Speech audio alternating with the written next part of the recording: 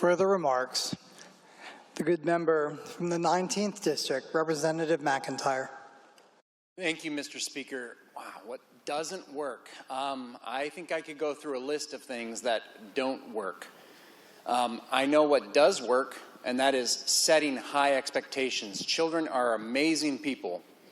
They're amazing in the classroom. I've taught them, and I know that when you set expectations high, they will rise to meet the moment. And while the good lady from the 49th sees high expectations as a barrier, and that's something that is not able to be achieved, makes it difficult for students to find achievement, it actually is exactly what they need to dig their roots in deep, to grow tall, and meet the day. The elimination of high standards is detrimental. And while we thought intuitively, like, man, if we just lower the standards, won't we see students feel more relaxed and be able to take charge of their education and be able to find success? It's only gotten worse. So hearing about how we got rid of high-stakes tests back around 2013 and then how we just got hit by a pandemic, well, there's a 7-year gap, Mr. Speaker, between 2013 and 2020 when COVID came around. The trend line is going down and has gone down. COVID did deal a huge blow. It did to everyone in the country. But you know what? Other states are bouncing back. And where are we?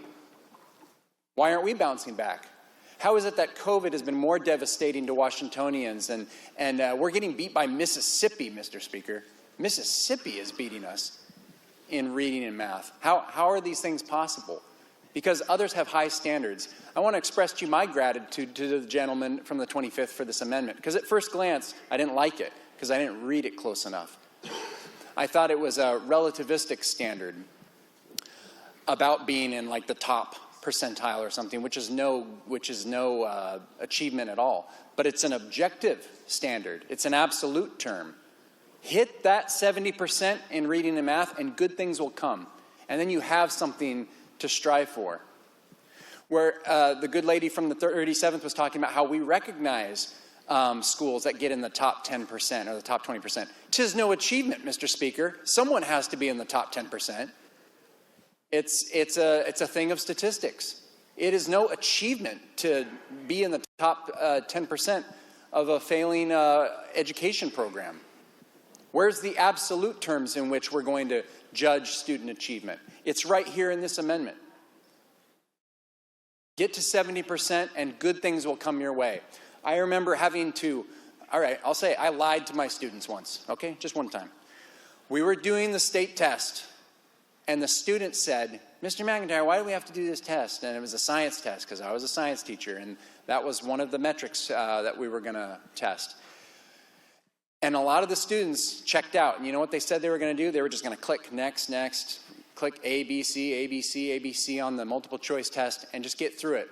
And then they could close their eyes and sit back and enjoy the rest of the week. They would get done with all their testing on the first day, or however it was set up. And I was trying to think, how am I going to keep these students from doing that? I need them to actually try on this test.